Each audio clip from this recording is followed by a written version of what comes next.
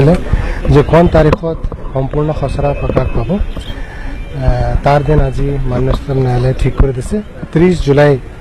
date দিছে মাননীয় উচ্চতম ন্যায়ালয়ে সম্পূৰ্ণ খচৰাখন প্ৰকাশ কৰাৰ কাৰণে ইয়াৰ বাদে আৰু কিছুমান ডিচিশ্যন আছে যেটো তেখেতসকলে দিলে যেটো যেতিয়া কোৰ্টৰ অৰ্ডাৰ ওলাব তেতিয়া আমি তাৰ বহল ক'ব পাৰিম বানপানীৰ বাবে এনআৰচিত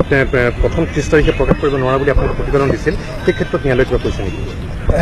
যেটো কথা আজি ন্যায়ালয়ে কৈছে কাৰণ মই যিমানখিনি ৰিপৰ্ট মাননীয় উচ্চতম ন্যায়ালয়ক দিওঁ মই আগে পিছেও কৈছোঁ যে মোৰ অধিকাৰ নাই এই কথা কাকো ৰাজহুৱা কৰা কিন্তু যিবোৰ কথা মাননীয় উচ্চতম ন্যায়ালয়ে নিজে ৰাজহুৱা কৰে সিমানখিনি কথা মই ৰাজহুৱা কৰিব পাৰোঁ গতিকে আজি যিসকলে তাত কোৰ্টত আছে তেওঁলোকে জানে যে তেখেতসকলে ডাইৰেক্টলি অৰ্ডাৰ দিছে আৰু 30 জুলাই দিন ঠিক কৰি দিয়া হ'ল সম্পূৰ্ণ খচৰাখন প্ৰকাশ কৰাৰ কাৰণে